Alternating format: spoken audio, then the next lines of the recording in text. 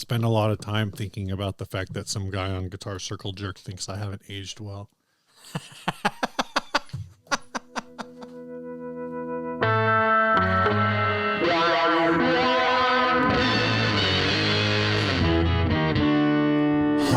I mean, he's not wrong, but it is a darkness I have to confront inside myself. I mean, the fact that he came with photographic proof didn't help. He's like, oh, here's a screen grab of Steve 2 years ago, and here's Steve now. And then I popped in, and basically he was like, hey, guys, love this show. I just, just a thing I noticed. Like, man, cool. Cool. I explained what's going on. Not totally. You have a commute now. Totally not wrong. I'm, also just... You used to live next to your work, and now you have to drive an hour each direction. I also, rounded over that hill. I'm on the downslope now. Yeah. I know that slope. Anyway. Hey, everybody. I'm Ryan. And I'm Steve, and this is 60 Cycle Hum, the guitar buying, selling, trading, modding, fixing, breaking, reviewing, playing podcast. This first ad was sent to us by David Ritchie. Hi, David Ritchie. Thank you for this. Guitar was built by Wayne Charvel for Gibson in 1987. It's a basswood body with a multi-piece Nautilus shell covering, thin C-shaped maple neck with a 12-inch radius, rosewood fingerboard, and medium jumbo frets, 25.25-inch scale length, 11th some nut. Who freaking cares, man? Humbucking bridge and single coil middle neck pickups appear to be stock. Master volume and tone controls, plus an on-off mini toggle switch for each pickup. Cowler Spider locking tremolo system and Grover mini rotomatic tuners, 8.2 pounds with hard shell case. Wow, that's pretty light for guitar and hard shell case. Pretty good. Let's take a look. Is that what Nautilus shell looks like? I've never seen it. Yeah, I guess so. I mean, like every shell, if you you strip it down away from the gritty stuff on the outside, can look pretty like that. Like it's beautiful. That's a stunning material. I wouldn't mind having pick guards made out of that, honestly. Like Gibson USA Wayne Charvel SR71 WRC. I don't know what. Prototype. Maybe WRC is Wayne R. Charvel. I feel like Gibson should go back this direction. Nautilus shell guitars? No, like the Super Strats. Super Strats? I think Gibson should get back in the business of Super Strats. And not just Kramer's. I know they have Kramer, but look at this. This headstock is fun. I'm surprised. You like this headstock? I'm surprised Paul Reed Smith hasn't stolen this headstock yet. It's weirdly classy with the little Gibson logo on there on this kind of like this pointy knife edge headstock. Skull knobs. The skull knobs have got to go. If Wayne Carvel, whatever his name is, Wayne the Carvel. ice cream guy. Yeah. Why is this an abalone when this is he used an Nautilus shell. He missed a real opportunity to make the finish Fudgy the Whale themed. The took a really long time. Yeah, Steve had to fight himself to get that out. Sorry everyone. No, I think this is fun. I like that little cute Gibson logo on this shreddy headstock. It says Nautilus shell on the card. That's your authenticity there. There it is. It's authentic. You can tell in the photos, it's a beautiful shimmer. Yeah. I'm not even talking about the Nautilus shell is cool. Like that's just obvious. Mm-hmm. But I don't know, this shape is cool. Yeah. A Gibson fat strat sort of thing, a super strat thing. Why not? Holy smokes. This is $18,000. Well, yeah, Steve, it's made by the ice cream guy. Yeah. Yeah, that's true. And it's made out of Nautiluses. I bet they had to kill a bunch of Nautiluses. Aren't Nautiluses pretty big? It's because they go into a spiral, so there's extra, there's surface area in there to exploit. So maybe it's only one Nautilus. And he's out there right now just where's my shell? I'm still alive somehow. After 37 years. Yeah. I even like the little, it's a Gibson with a bolt on, and I don't know. It cracks me up that everything on this is still pretty shiny, except for the neck plate, which looks like it's been in the ocean with the Nautilus. Well, it's because whoever played this, they only played at the heel. They had their hand wrapped around that the entire time they were playing, just that makes sense. deeply shredding all the way up there on it. Is this 23 fret or 24 fret? I think it's 23. Count the frets, Ryan. I'm not going to count the frets. I don't know how to count, Steve. You know that. Why are you embarrassing me like that? Oh yeah, there's like one last fret, right? Is that a fret? No, that's not a fret. It's binding. I think it's 23, because if it was 24, they would have marked it. 12, 15. But that's like Gibson's 17, 19, dedication 21, 22. to authentic tonal quality. They're like, no, we're not going to compromise and move that neck pickup out of position. You want that ideal neck pickup frets. position. So we're not going to move it around. You 15, sure about that? 17, 18, 19, 20, 21, 22. 22. I don't know. Is that no? Because that's not a fret. This is. I know, but there's. Oh, you're right. You're right. Is 21. Okay. All right. 22. You're right. Okay. You're right. You're right. It's 22. Okay. We need one of those football screens, like the sports screens with the picture here, and it says I got the highlighter. Ryan, circle right here. Yeah, you can see right here. 12, 13, 14. What's that called? Picture in picture or something? No. I don't know. Oh. I don't know. Sports ball people, tell us what it's called. Steve, you are a sports ball person. But you're a video production person. You should know. Not on sports ball. But it's just a thing. It's a screen and you write on it. Okay. I don't know. This is very expensive because Wayne Carvel, the ice cream man, made it himself. Yeah, you made that joke 3 times already. I know. I'm going to keep making it forever. He put the little skulls on there just to be a silly goose. He wrapped it in the dead body of a Nautilus. Mm-hmm. It's cool. I like looking at it. I'd never paid, what is it? They want 18 grand. 18 grand. I mean, after taxes, let's just call it 20, right? Right. Jeez. $20 shipping though. You know? Yeah, not bad. Pretty good. Why is it bad? Why at $20? Might as well just make it free. Yeah, just don't charge for shipping if you're gonna make it $20. It's like, I mean, really? It's like, are you just trying to promise? Like, yeah, I will ship it. I'm gonna ship it. Like, don't worry, there will be shipping involved. Yeah. I'd be afraid to ship something worth 20 grand. Are you kidding? For 20 grand, you ought to hand deliver this. Right. For 20, if the only person who's going to pay 20 grand for this is the Nautilus who misses his shell. Yeah. He's like, well, I sold my shell when I was a teenager. It was a bad decision, but I've made a lot of good business decisions since then, and I'm ready to rebuy back my youth. And they're going to live in this guitar. The Nautilus is going to make a home inside the guitar. Yeah. Baby Nautilus, do. Baby Nautilus, do. All right, we're done. No one should buy this for $18,000. Well, buy any other guitar.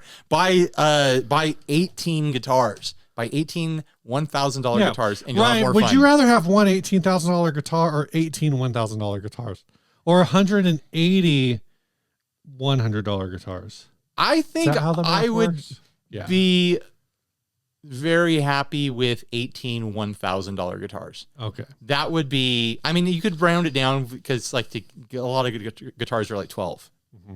You could round that down and be like, okay, 15 guitars, 12 guitars. I would be very happy doing that. You know how I made the joke earlier? I do. Where I said for $18,000, they should hand deliver this to your house. Uh-huh. Well, did you know that if you support the show through Patreon at the $5 or $10 or higher levels, you will get stickers, hand-mailed. Hand-mailed. Yeah. And Steve will use his hands. Do you lick the stamp? No, they're the stamps.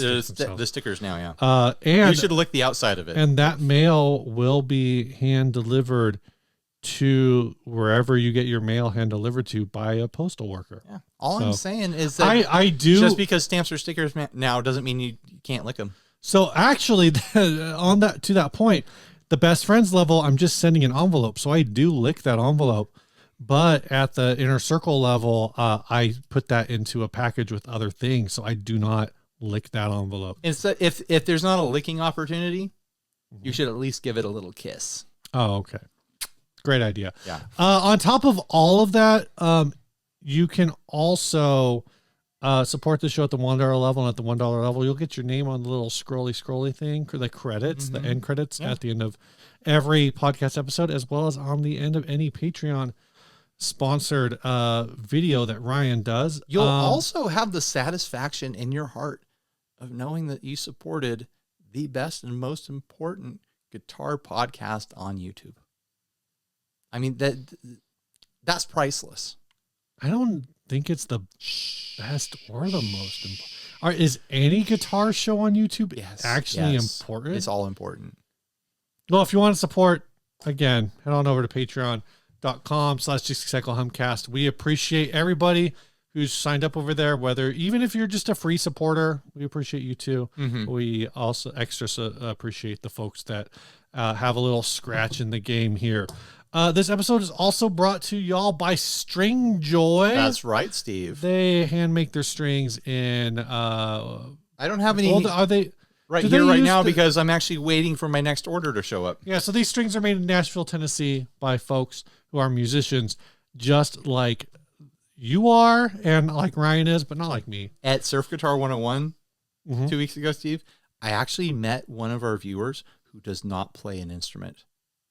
Really? They do exist, and I met one in person, and he's just like, yeah, I like gadgets and gizmos, and I like watching, and I like music, so it's like things just overlap. So cool. He watches all these gear demos, and he doesn't play anything. I mean, if you just like music and variety, and you want to actually see the sounds that things make, that makes sense. So hi. Oh, he has a surf radio show. I forget what it's called. Storm Surge, a surf, I think. If I'm naming the wrong one, let us know in the comment section. If you're out there watching this right now, let us know if I but it's like a college radio station that he does cool. that plays surf music. If you want to get some String Joy strings, use the link down below to let those fine folks know that we sent you. And Absolutely. Use code HUM at checkout for 10% off. 10% off. Yeah. I'm going to say 10% off. It's 10%. Come on. It's not 10% on. They're not going to charge you more. What if they did? Like, oh, you're from 60 Cycle Hum? You get a very special price. No, they went the other direction. They decided to give you money less. They decided to take less of your money and give you more strings. It's the same amount of strings for less money. Thank you, String Joy. The same amount of strings for less money with code HUM. All right. This next ad was sent by Matt Carnevale. This is a Hofner Galaxie. This is in our... It's $460. Check the location. Yeah, we could go touch this if we wanted to, Hofner Steve. Galaxie for parts not operational. Why haven't you bought this already? What's not operational about this? I don't know, but there's some definite weirdness going on here. That pick guard is about an inch thick. I don't see a problem here. Look at this from this angle. Wait, how is that happening? It is a chunk of wood about an inch thick that they cut into a pick guard. So is the body itself its normal thickness? Yes. The body is very gently aged. A nice, subtle, natural relic. No, it's aged pretty hard. Is this back plastic? Is that original or that add-on? I don't know. I'm going to say probably not original. It looks like they wanted to be able to adjust the trim and did their own modification there. Like, because I'm just not very familiar with these Sure. guitars. That's what I'm asking. It's some sort of aftermarket because that doesn't look like it's an original thing. That pickguard is wild. And I think I know why they did it is because this is one of those guitars where the strings are very high off the body because it's a thin body. So they wanted the feel of, having their hand not floating. Like, it's kind of like it would play like the feel of playing a carved top Les Paul where like the strings really feel far away from the edge of the guitar. Yeah. Where they probably wanted that feel more than they wanted the Strat feel.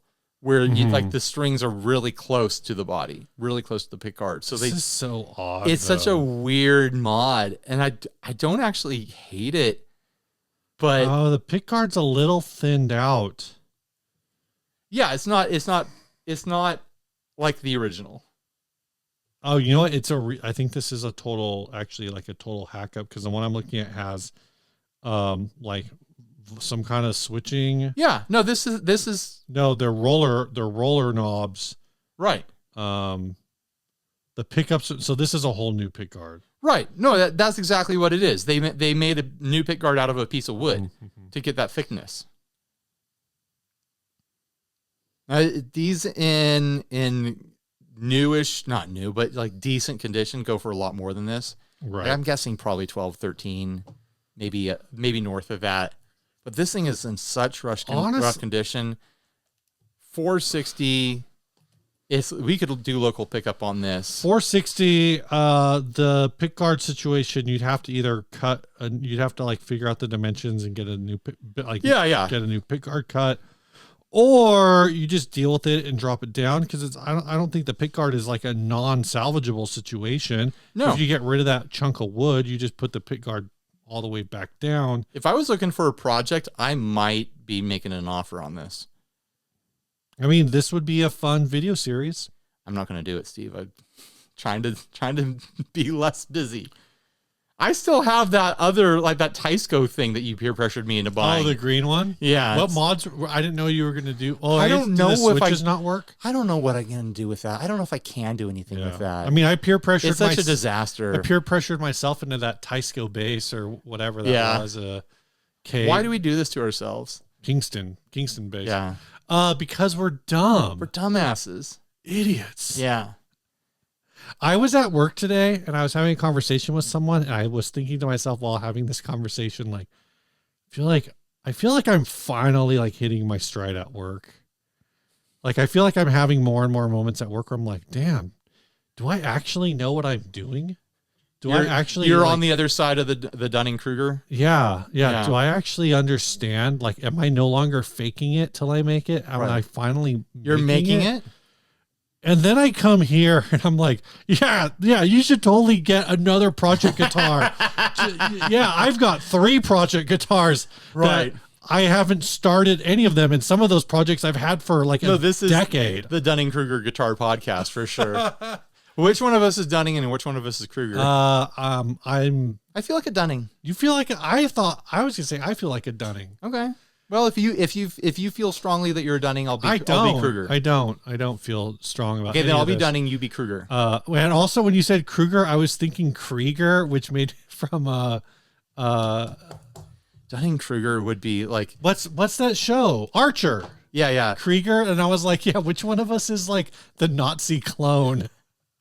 Dunning Kruger would make an excellent like Zoo Crew morning team. Like, hey, I'm Dunning. I'm Krieger, and you're listening to the Dunning Krieger show. There should be like and they're just like self-aware idiots. There should be like a I think you should leave style show, but it's called the Dunning-Kruger show, and it's just 2 guys who talk about subjects and they are like basically getting 90% of the facts wrong, but they are 100% confident. 100%. Like they just never question any of it. Oh yeah, this Hofner guitar. Hofner was a very popular brand of guitar played by folks like Johnny Cash and Willie Nelson. Well, the fun thing about these old Hofners, a lot of people don't know this, they actually have 6 truss rods. There's a truss rod for every string. Yeah, it's a very complicated gearing situation to get it all turning off of one. Well, if you look at the heel, heel knob there, it's got that heel. What was that like? What was that toy set called? Where is it Tinker Toys? Tinker Toys. It's got the heel Tinker Toy, yeah, and it's actually a compounded transmission style one where you put in a different Allen key in each one and twist it to adjust each one of those 6 truss rods. You know, Fender tried the continuously variable transmission truss rod. But a lot of them failed when they moved to Japan and started getting those guitars made by Nissan. The tech just wasn't there yet. Yeah, we're there now, but it's not in style, so you don't see it very often. Right. I do think that compared to that Tysco that I have, that green Tysco, this is much worse. No, I think this is much more fix-upable. Really? I think the neck is going to be much more playable. I don't know about the pickups. The pickups could be magic or they could be hot trash. They're like that staple humbucker. It wouldn't be hard to swap that bridge for any modern offset bridge. Like just drill, dowel. and the throw it in bridge there. is the coolest thing. Not the bridge, but the trim. The vibrato is Yeah. like the coolest thing on here. It's really cool. That I think the neck is really cool. Like it looks really cool. Oh yeah, and those inlays the vibrato are is a close second. the Hofner, and we swapped from one side of the Dunning-Kruger draft to the other. So now we're actually talking about stuff that we like. It's too hard to make things up. It's hard to be stupid.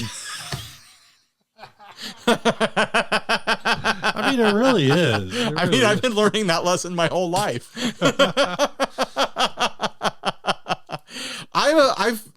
I don't know if I would leave the paint on the neck. Like, I don't know if this was painted aftermarket, but the way it's thick and chipping off on the edges, I wonder if that would bother me.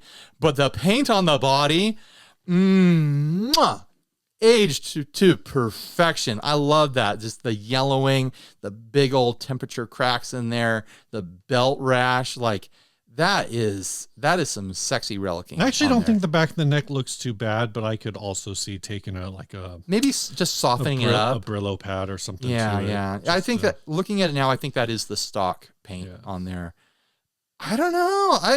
Actually, I think it is, because when I Google or when I went on Reverb and looked for these, there were a bunch of these in. So this is like the body, at least, is an original color. Like this is not a refinished body. Yeah, but they called it ivory. I bet it was actually originally white. Right. Hofner did the thing where like they would wrap bodies in like naga hide and like fake leather or whatever. Right. Like weird materials wrapped around the body. I don't know. I think this is cool. $500 basically. I don't know. Like it's got some rough stuff going on, but if you're looking for a mod project, I don't like, in my heart, I want to offer this guy $400. I want to see if he wants pedals, you know? Ryan, he's local. I know, but like maybe he'll take a trade for that Tysco. Oh my gosh. Hit him up. What's the worst that could happen? He says no. The worst that could happen is he says yes, and then I have another project guitar laying around. That's true. At least this one's got a cool looking wiggle stick, you know? Yeah. Maybe that's what I should do. I should just trade that Tysco for something and just have a continuing series of like the old school Craigslist thing. Like, what can I trade up to? Right. What can I trade that into? Supposed to start with a paperclip, but we'll name it the paperclip, the green Tysco. Ryan. Yes, Steve. What's new? That'll be the series, trading a Tysco for and then I end up with a house. You already have a house. But I'll have a second one. Ooh, fancy. I know. Can I live in two houses at the same time? Be incredible. Okay, what were you asking me, Steve? I was asking you what's new. Nothing since last week that I can think of. The Olympics have been going on. Are they over now? I think they're over by now. I hope not. I've been enjoying them. I hope the Olympics. Here's the thing. I've been paying for Peacock. The Olympics aren't over until I cancel that. Just keep. Because it's like unlimited like content out there. Yeah. Like it would take me a year to watch it all. I'm not gonna, because there's only like 3 sports I'm interested in. Surfing. Oh, I've been loving the surfing. The surfing is. I don't think Olympic surfing is ever going to be as good as it is this time. Like next year is in Los Angeles. It's going to look like hot trash compared to Tahiti. Tahiti has been insane. Like it's already just a beautiful, iconic spot. Where are they going to surf in Los Angeles? Malibu? Huntington? They're like in the middle of summer. Like it's going to be 2-foot waves and beach break. Like they're surfing in Tahiti and like everyone's getting barreled over and over and over and over again. Yeah. Like getting close to perfect 10 scores. I don't even know what the scores mean, and they're getting close to them. It's crazy. I mean, I threw this idea out, like maybe this is a general what's new. Is this the second? No, we did the Predator thing last episode. Yeah, last week was Predator. This week it's Olympics. Do you think there is a California spot that works in summer? No. California is going to be flat in the summer. Not flat. It could be flat is the thing. Like it could legitimately be like 6-inch waves. There's that risk in the summer in California. That would be great. In if there's like a freak thing going on, a freak weather system going on, like, you know, in the South Pacific or something like that, maybe 4 or 5 foot waves, but that would be so lucky. Right. So lucky. Obviously, this is geography cast now. Obviously, they should hold the 2028 Olympic surfing at Lois Shores. Well, the one after LA is Australia. Oh, that one will be good. There's a possibility it could be good because they have some good breaks there. Plus, it'll be winter. It'll be their. I don't know. Because when they did the Sydney Olympics, wasn't that in our winter and their summer? I don't remember. I think it was. Did they switch it? And it like butted up against the winter. So it was like winter and summer, like a month away from each other. Am I remembering that correctly? I don't know, because 1998 was because they do them on like alternate years, so it wouldn't matter. They didn't used to. I know. They started that in like the 90s. Yeah. Probably because of Sydney. Yeah. Because I think they did 88 was the Seoul Winter Olympics. No, yeah, 88 was I think Seoul in winter. Yeah. I'm not sure where the 88 summers were. The 92 summers were Barcelona. But there wasn't a winter until, I don't think there was a winter 92. Instead, they had winter 94. Yeah. And then they went 94, Lillehammer 98, Nagano. I don't remember where the 2002 was. But I've Salt also Lake City, maybe. I've also been keeping up on my fantasy high diving team, and they're doing well. Is that your other sport? That's an old joke. No, I know. It's an old 60 cycle hum joke. It's one of the best 60 cycle hum It's jokes. the only one. the only good joke. Yeah, my fantasy. What high are your diving other team. two sports? So surfing. Hold on, surfing. Well, I watch all the water sports. Oh, like swimming and stuff. Yeah, I do. Water polo. Fantasy high diving. It wasn't actually a joke because. Well, the joke I do enjoy watching the high diving. The joke part is the fantasy thing because you're watching it, so it's no longer a fantasy. No, now it's real. I've got real money on this. Synchronized swimming. Do you watch synchronized swimming? I don't, but I would if it was on. You've got Peacock, so I'm sure it's on. It's somewhere. on there. It's on. I watched some fencing. We were watching some tiny tennis today.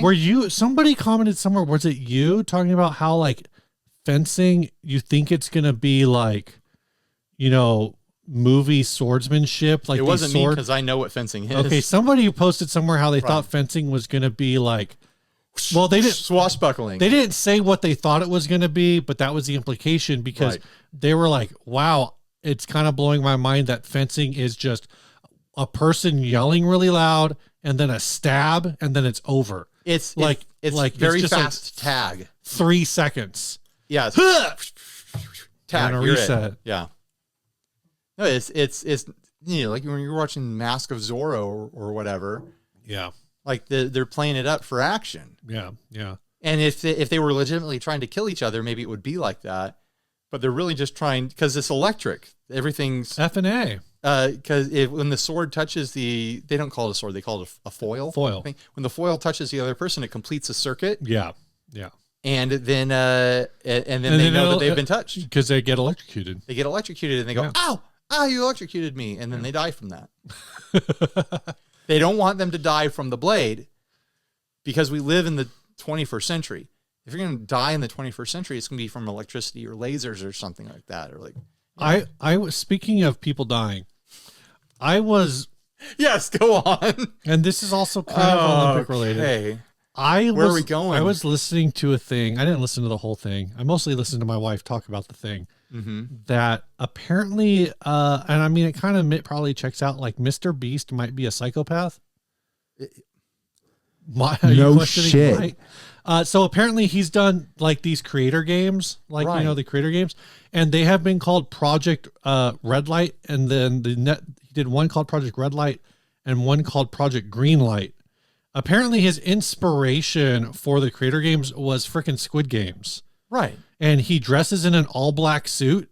I've never watched them, but here's the other thing is like Mr. Beast is like probably on track to become YouTube's first billionaire. I believe if he's not already he's got all these other businesses, but so it's not just all YouTube, but it started there. Right. Right.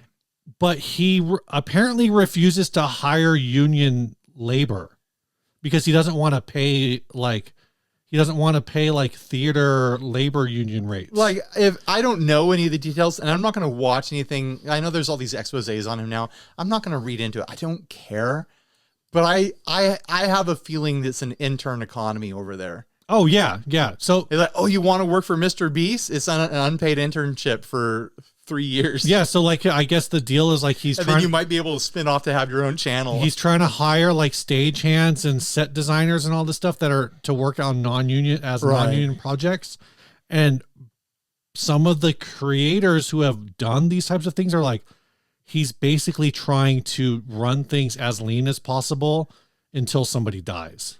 Right. Until like there's a safety failure. Like he doesn't want safety crews on site, and they do like ropes courses and stuff. Yeah. Where you can't just be like, not know how to do a proper belay. Like if you don't know how to do a proper belay and somebody falls off one of those things, they're going to freaking die. You can't just tie a rope around someone's stomach and like get out there on this, this 100-foot platform. Get your shit together, Jimmy. He's operating on a level where there should be professionals involved with everything that he does. But because it's YouTube, everyone who starts on YouTube, we all just scrap. We just scrap everything together because you never know if anything's ever going to pay off. But obviously things have paid off for him. Yeah. Spend the money. It's like I was watching this other, I've been watching this other creator before. I won't get into names because I just don't want to promote them that much. Sure. And you're talking about Rick Beato. Yeah, no, I'm not talking about Rick Beato because Rick Beato interviews people in person. But this creator, when they've done some of their interviews, like literally they did an interview recently where they're holding the phone up to the microphone. This dude has 1 million subscribers. And it's like, yo, the Rodecaster exists, right? Like I could call or even just Mike Adams right now, and we could through the freaking Bluetooth talk to him, and it would be perfect audio. There's all sorts of apps that you can use on your phone. Oh yeah. Whatever. Or get a freaking Rodecaster. You have 1 million subscribers. Yeah, we have an affiliate link. Click it. Freaking embarrassing. All right. Anyways, speaking, Steve's not going to name names, but we're pissed. Yeah. I don't know how to transition into this sponsor now. Feels awkward. If you've been chasing around a bunch of YouTubers and you're feeling disappointed with how things have turned out, maybe you need a little bliss in your life. Maybe you should try chasing bliss instead of trying to chase Mr. Beast burgers around. Don't they sell those out at IHOP? Probably. Henry convinced me to get him a Mr. Beast chocolate bar. Hot trash. Oh, it was not a great chocolate bar. Like, is it a candy bar? Yeah, it's a chocolate bar. Like a Hershey's bar. Basically. It was more like a Nestle bar. Like a Crunch bar? Without the crunch. I can't even. It was like a Crunch bar. It's the chocolate from a Crunch bar without the crunch. I can't even. It was disappointing. Imagine that. It was disappointing. That sounds horrific. That sounds worse than a Hershey bar. It's about as good as you would expect a chocolate bar OEM'd by a YouTuber to be. I don't know, man. If I was OEMing chocolate bars, I would call up Joel Corte and be like, "Hey, man, he doesn't hire union. You think he's gonna I know, like he's gonna put together a good chocolate bar?" Right. I was trying to bring this. You back think Mr. Beast is a chocolatier? You think he's over there in Lent, like in the copper bowl with the fancy whisk and the chef's hat, and he's like winking at the camera, like, I'm a sexy chocolatier. I expect Mr. Beast to be subcontracting Timothy Chalamet and Hugh Grant to be making his chocolate.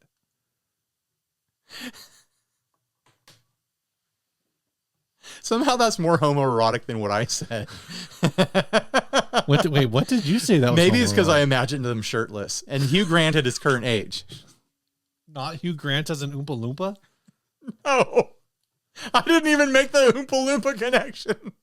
Doesn't he play the Oompa Loompas? He does. I haven't seen the new one. It's actually charming. The kids love, the kids love it. The kids love the new Charlie and the Chocolate Factory. It's a charming watch. It doesn't hold a fancy place in my heart the way Gene Wilder does, but it's a fun movie. Nothing can replace Gene Wilder. Did you hear that he died? Gene Wilder, R.I.P. Oh man, no longer with us. Sorry, Joel. How no, this is are we in a sponsorship We right now? started one. Holy hell. You were the one that took it off track. Where are we right now? We're in a we're making a podcast. I'm sorry, Joel. If you're in the mood to chase bliss, have I got news for you? There's a pedal company called Chase Bliss. Yeah. And they will sell you pedals that you could spend your entire life messing around with and never find the end. Like there's infinite settings on them. And I'm not joking. It's true. Mm-hmm. Yeah, maybe you'll have your favorite 2 or 3. Good news. There's presets. Steve knew where I was going. He met me there. Yep. All right. Huge thanks to Chase Bliss, and I'm sorry. If you buy something from them, tell them we sent you. You know, maybe you don't want to you don't have $400 to buy a big one. Just buy an expression pedal. If you buy something from Chase Bliss, in the notes section, I want you to write some erotic fan fiction about Hugh Grant and Timothy Chalamet making chocolate together in the lint factory. Sorry, Joel. All right, this topic was sent by a bunch of people. This is the... Oh my goodness, this thing. Remember when we were trying to make old news a thing? This is old news at this point. Yeah. This was a week old when we recorded this episode 2.5 weeks ago. So here we go. Hundreds of thousands of drugs found in a Fender Champion at a Guitar Center. Hundreds of thousands of dollars worth of drugs. Why is this? Not hundreds of thousands of varieties of drugs. Why was this deleted? I don't know, but I took a screen grab of this post here. I don't have the article. So this was posted on Guitar Circle. Oh, this is great. Somebody called it a high gain amplifier. Gosh. This amp looks dope. Case candy, indeed. I mean, for what this is worth, this is probably the highest end amp on the market. Pretty good. You know what? Why am I not finding this news article? Because it's hard. And the internet is hard. And the article that I found was super brief. So we don't really know much at all. Basically, it sounds like someone shipped in a return or something like that. Let's speculate. Here we go. Guitar Center employees find thousands of dollars in drugs stuffed inside a guitar amp. Apparently, this was in Gwinnett County, Georgia. Lawrenceville Guitar Center on Pleasant Hill Road. Apparently, that's a Guitar Center that lots of people in Georgia know where that is. I wonder if that's the one Rhett Scholl shops at. I know he shops at one. I thought he shopped at Jason May's. Does he shop at Jason's? If this was at Jason's location, this was not at Jason's. I would be not at Jason's. Pissed if he didn't tell us. This was not at Jason's, but Jason did say that Jason May's YouTuber is also a Guitar Center employee. He did say that he knows people at this store. So here's an obvious question, Steve. Yeah. You're the guitar tech or whatever at Guitar Center. You're the employee at Guitar Center. You discovered this. No one else is around, but you discover it. What do? Do you do what a lot of people fantasize they would do and quietly buy it yourself and then try to flip the drugs on the open market, or maybe just do a lot of drugs until you OD? Look, because that's a lot of drugs. It was coke and meth. Or do you do what these people obviously did and they report it? Yeah, and turn it over to the authorities, who are then going to sell the drugs. Here's the thing: is I'm like maybe on this either late in the second season or early in the third season of Breaking Bad. And selling drugs seems really hard. It seems really, really hard. Like it's, and maybe it's not. In some ways, it seems easy, right? Also, this is a lot of drugs. I have a feeling selling a lot of drugs like this, like if you're trying to go in like one go, it all must go now. Like you're gonna be dealing with some shady people. Like, how do you deal? Like, do you just go on Facebook Marketplace and you're like, "Hey guys, I have drugs." Like, how does that work? You have to find someone else who is a drug dealer. Yeah. So you have to start trying to buy drugs to find a drug dealer. And then you talk to them like, hey, listen, I don't actually want to buy drugs. I actually want to sell drugs. Like maybe you don't want to handle this much. And then when they find out how much you have, then they kill you and they just take it. So you have to hide it in another location and just show them the picture. Like, I have this hidden, so you can't kill me to try to take it. I mean, but are you interested in buying them wholesale from me, or do you have a contact that would be interested in them? But then you run the risk, if you're doing it within the same geography where you acquire this, you run the risk of people knowing whose drugs these are, right? And them just finding you and be like, yeah, we'll buy those from you, and then they just take them and they kill you. Well, in the article they say it was shipped from an out of state location to them. You know what happened here? Like, we know exactly what happened. Mm-hmm. What happened? An ex-employee was running a drug shipping situation through Guitar Center. They embedded themselves in Guitar Center. It was an easy job for them to get. Like, people who do you think this was like a return to sender situation? People who do drugs can get jobs at Guitar Center, is what I'm saying. Jeez.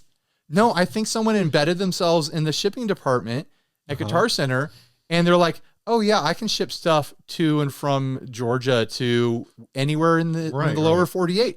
I have got like all the shipping stuff here. And as long as you're buying an amplifier, I'll tell you which amplifier it is. You just buy this amp and I'll ship it to you. And it's got full of drugs. It was an employee and he forgot one. He got fired and kicked out, and it just got left behind. As a non-drug dealer, they've already said this is like $100,000 worth of cocaine and methamphetamine. Sure. But as a non-drug dealer, if you stumble upon this amount, how do you figure out how much it's worth?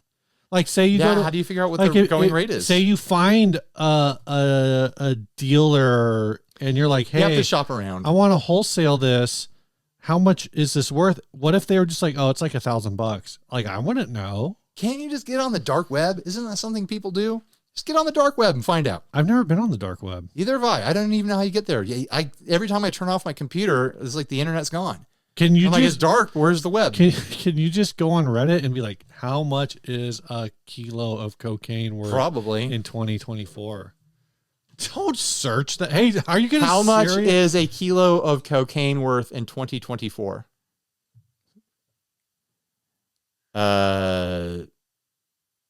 It's Siri won't tell me directly, but she's giving me articles.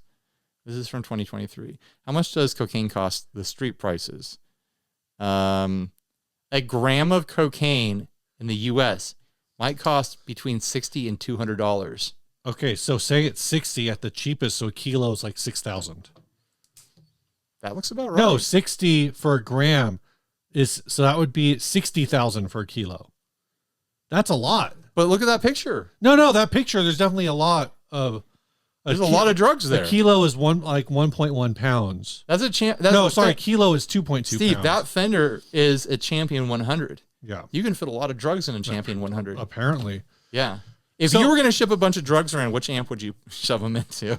I mean, I'm thinking closed back 4x12.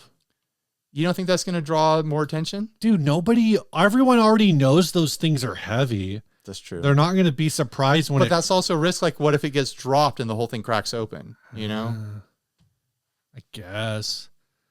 But if something closed back, yeah. No. Here's what you do. You got to be smart about it. You get like a Marshall 4x12. You replace the 12-inch whatever, like standard speakers with neodymium speakers. Then you load it full of drugs. That offsets the weight, so the weight still seems normal. Yeah, because you got those Neos in there. Man. They're nice and light. Or you do the thing that drug smugglers do, where like you crack open the cab and you're like, oh, there's no drugs in here. We don't see any drugs at all. But false wall. But then some clever detective walks up with a pocket knife and he flicks it open and he stabs into the side of the Tolex. And he cuts it open. Oh, you've made the case. They replace all the plywood with pressed cocaine. Yeah. It's just hard pressed into sheets. I totally have the skills to do that. Yeah. There was like a storyline on Baywatch back in the day where diamond smugglers were hiding diamonds inside of surfboards. And as someone who's made surfboards, there's got to be better ways to transport diamonds. Like that's so involved. Okay, Ryan, here's the question I have for you. You stumble on $100,000 worth of drugs. You've decided that you want to make money with them. Of course. But you also you want to move fast. So you are taking the wholesale option, what is your price? What, like, what is your bottom line? See, like, what if you're telling a dealer, like, I know this is well, I guess if it's 100,000 street, so they got to make their cut too. So is this really only like, if you're wholesaling like 30K? Maybe, because they got to take their cut, and there's a certain style of business that you want to do where you want to make sure that you are as safe as possible. Right. Like, if you want to get the most money out of this situation, you're going to be doing risky stuff. I'd want to be like, hey, I have all this stuff. I want some money. I also don't want to die. I never want to see any of you people ever again. I just want to make sure everything's cool. Yeah. So you're going to take a lower price because of that. You don't want to get assassinated. You don't want people to be like, oh, this person's in competition with us now. You also don't want people to be like, those are actually our drugs. So you got to go out of state. You got to go out of country. You got to take it. I don't have a passport, Ryan. I've got a passport. All right, I'll give the drugs to you then. But I super don't want to get caught at the border with a Champion 100 full of cocaine and meth. I honestly think I would probably be like, well, I guess I'm going to be on the news. I'm going to turn this over to the cops. I don't think I would take the risk for 30K. Yeah. It's like 30K is a significant chunk of money. It really is. It wouldn't change my life. It would be fun to have $30,000 show up randomly in my life. Yeah. But the risk involved with this, and maybe there's people out there who deal in cocaine who are watching the show right now. I bet there are. And they're like, it's not that bad. You could sell it, Ryan. I'll encourage you to get into your cocaine business.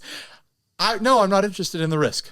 I mean, I'd be more worried about the methamphetamines than the cocaine. I would do because cocaine is like a high-end clientele. You just go to Forest Ranch and you probably could clear that all out by yourself without any previous training. You just go to like the high school, just go to like Rancho Bernardo High School, right?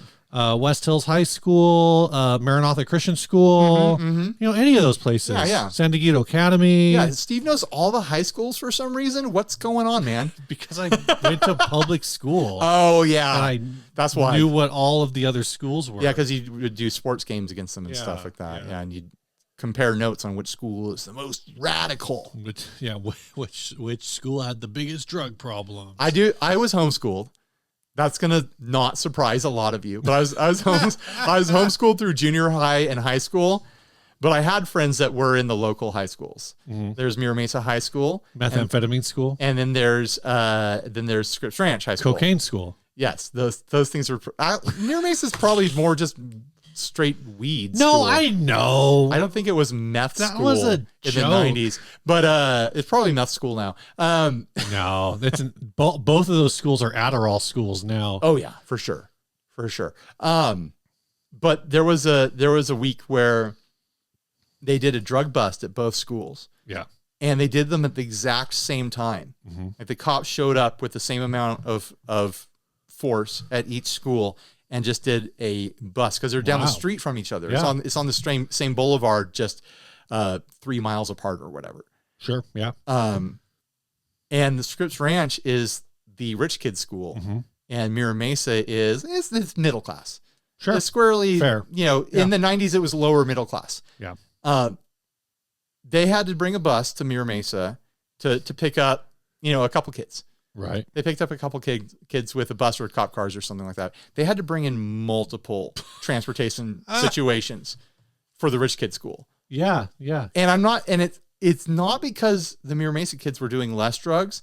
They just weren't dumb enough to bring them to school. No, I 100% believe that like the level of entitlement that probably exists in the Scripps Ranch community meant that those kids were like out in the open. Sure.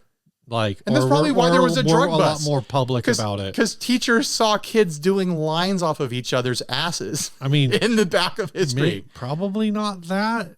I knew friends over there, and it wouldn't have surprised me. You had new friends at Scripps Ranch High School that would do lines of coke off of each other's asses. I wouldn't have been surprised if they told me they were doing that. I'm serious. All right. It was a party school.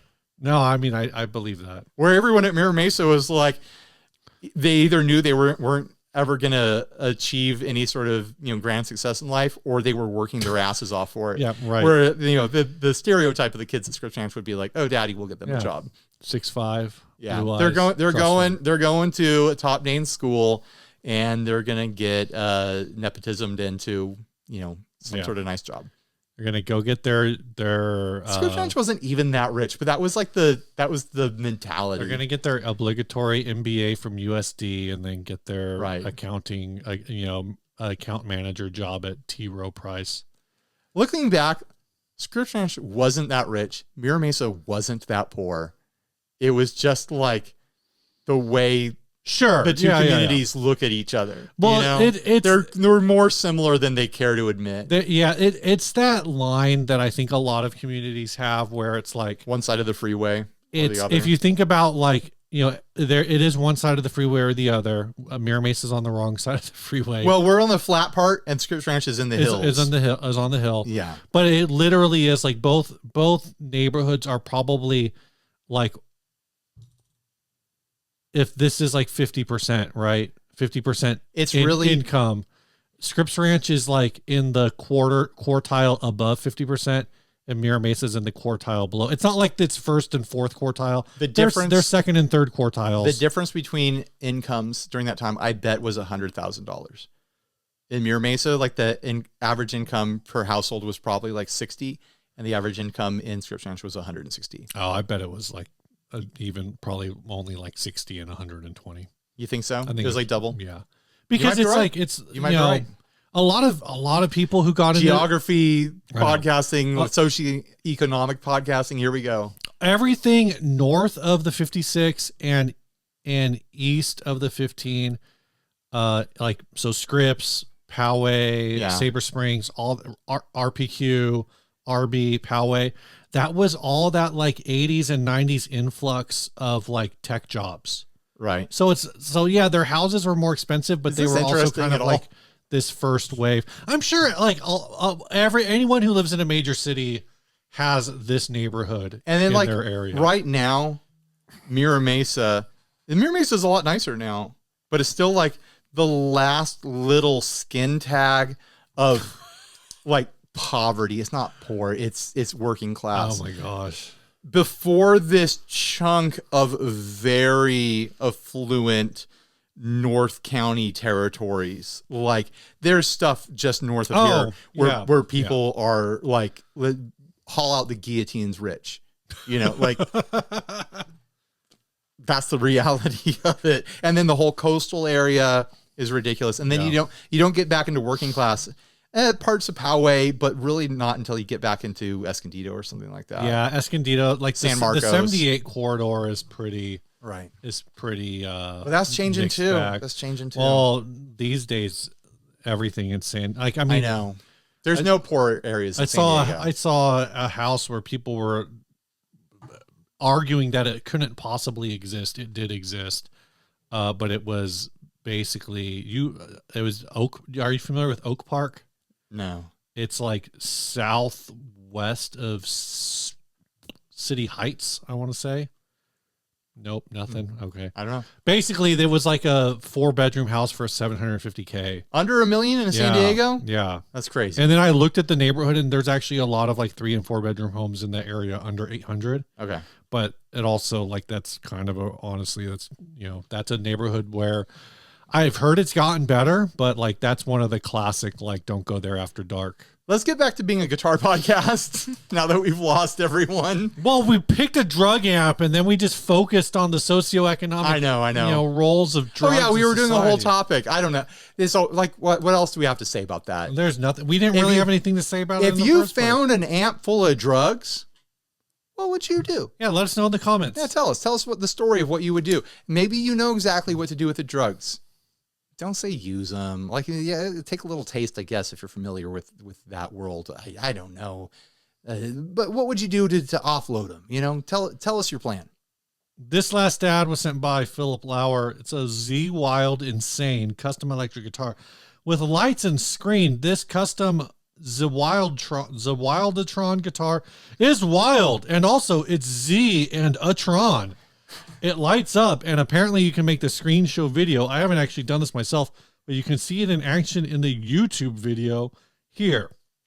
So I don't have. Do I need to find that link and like? No, I put a couple little clips in here. So when I saw this guitar, I was like, I know that guitar. I follow this guy.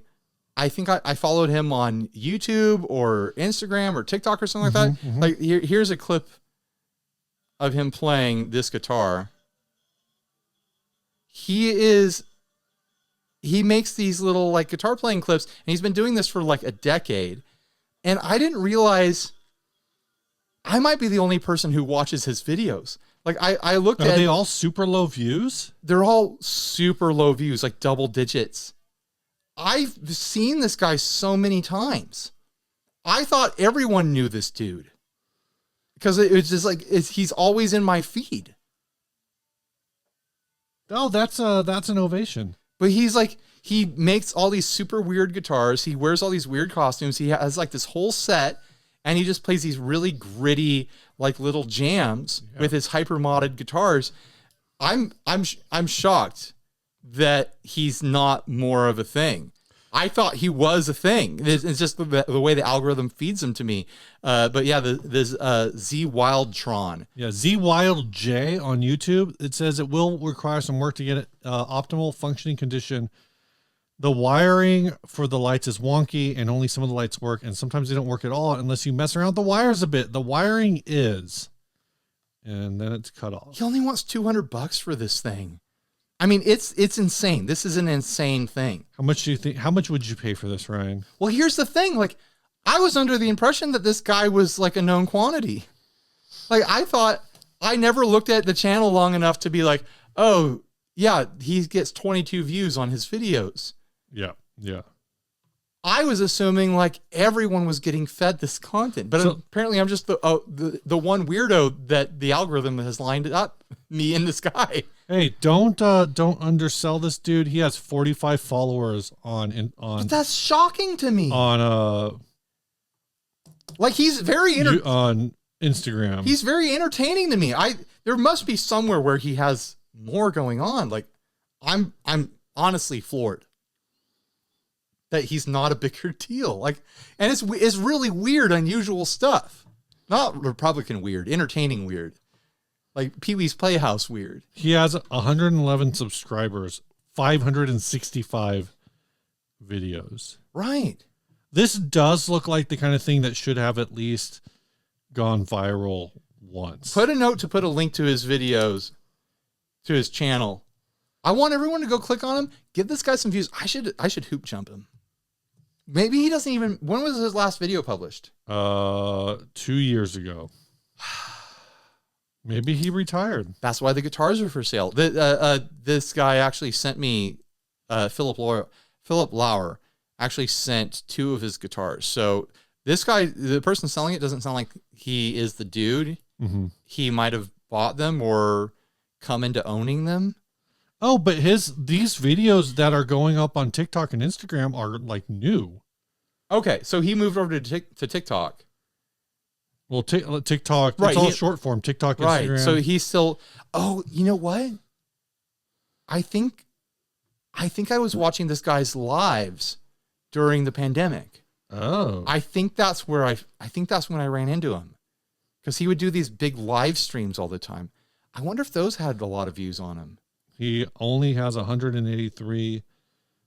It looks like his highest videos are like barely over 1,000 on TikTok. Well, I'm one of his fans. Yeah. It says Zwildatron is a shape-shifting Time Lord. I believe every word of that. I'm shocked. I'm legitimately shocked that he's not a big deal. As weird as that sounds. How much would you pay for this guitar? Would you pay $200? And it was originally listed for $300. I know. I feel like I would. If I was interested in having one of his guitars, no brainer. $200? Are you kidding? Yeah. But you're saying you are not interested. I'm not currently interested because of my situation. Oh, and also this is on Facebook. I was going to say if it's on Reverb, then I bet I could I bet I could tell this guy, hey, $300, but you got to ship it. Right. You know, but for a collectible that's really weird, like $300 isn't that bad. No, it's not. I don't know. Like, I'm just a little bit flabbergasted that he's not the most popular guitarist in the world. And I know that is exaggerated. Like I never would have expected that, but I was expecting him to have like 8,000 subscribers. It feels like the kind of thing that would have been like picked up, like just the stuff that you've shown, and then looking at some of the style, it feels like, this guy should be he could have been in like the Simon the Magpie sphere. Yeah, I feel like he should be like I don't want to say a charity, like not in a bad way, but like in like he could have gone viral at some point. If the Aquabats did a tour where they were just lining up local acts that like fit the vibe, like that when they do their Pennsylvania, New Jersey, whatever stop, this is their opening act. Right. This guy. Scratch out the YouTube link, put a link to his Instagram and TikTok, since that's where he's most active right now. Sure. Everyone go give him a click. Go give him a look. Look at his wild guitars and his costumes and his whole crazy situation over there. Like, say hi to him. Let's encourage this guy. He's weird. We need more weird. Like, we need more weird and wonderful in this crazy world. Is this our Adventurers Club winner? The others was Hofner Galaxie and the Authentic Nautilus. Yeah, let's give Philip Law the win. Congratulations. You know what you just won? You just won a $25 digital gift certificate to the fast food or retail establishment of your choice, and it is printed on the finest, the thickest, the stiffest heavy virtual cardstock we could find. I still have some Affordaboard pedals left, so you could take those too. You could take an Affordaboard. Yeah, an Affordaboard pedal instead. All right, this song was sent by Ryan Berman. I thought you were going to say Ryan Burke, and I was like, I didn't send anything. He says, "Hey fellas, this is Ryan of Dad 250 quote fame. My indie mo band, please recorded a few tracks at Sharkbite Studios Oakland in late 2023. Here is a track called Up to Me." There's his pedal right there. Yeah, he's doing. I've seen some of the tentative possible production art. It looks really cool. Yeah, it's cool looking pedals coming out. So this was I guess a time sensitive email. Our next show is May 31st. sorry, Ryan. It could be next year. No, it was this year. If you happen to run the song before the show, it'd be lovely to plug it. Now, if you excuse me, I have some hoops to jump through. The hoops are also on fire. But this song is called Up to Me by the band Please Please. Here we go.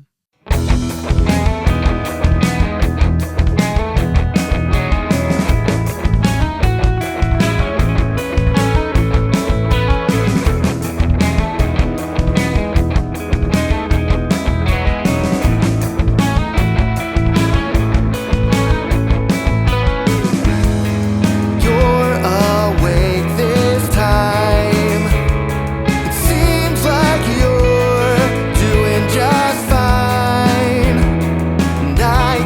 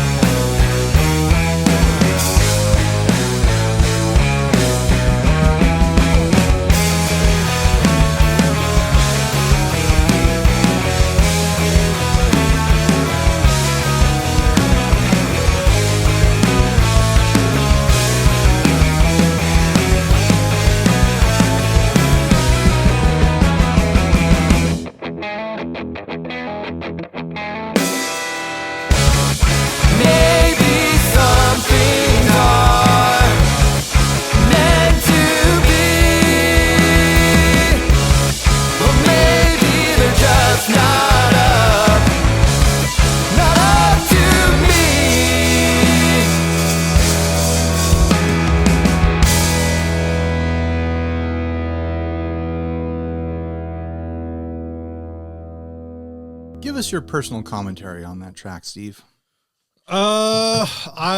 This was 2004. I probably would have seen this band half a dozen times a year at the Epicenter.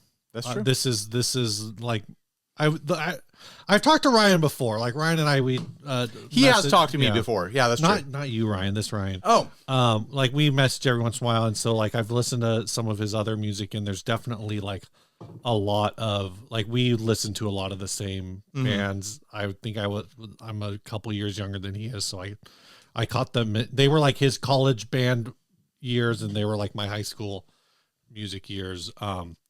And I've been trying to figure out what this track makes me think of, because there was like a couple riffs in there that like felt very like I should have known what they were specifically. But yeah, definitely like Deep Elm Records, like Branston, a lot of like militia group bands kind of had this sound, like elements of different things in the sound where it's like, it's clean. It's probably like JCM 800, JCM 900. A lot of that, and then like for the drive sounds, and yeah, I listen to this general sound of like course. era of music all the time. I mean, I went to a lot of shows within this sort of scene because I had friends, believe it or not, they would invite me to concerts. Are you sure about that? Like I could have seen a band sounding like this opening for Juliana Theory and stuff like that. This is I mean, like one of the bands I feel like because of the angularity and cleanliness, everything, it's like this. I've got like big, like No Knife vibes. Sure, yeah. Off of this, yeah. Like good track. So yeah, I enjoyed it. Yeah, thanks for sending it. Sorry we got it out late. I think I hope your show was good. Yeah. All right, bye everybody. Stay grounded.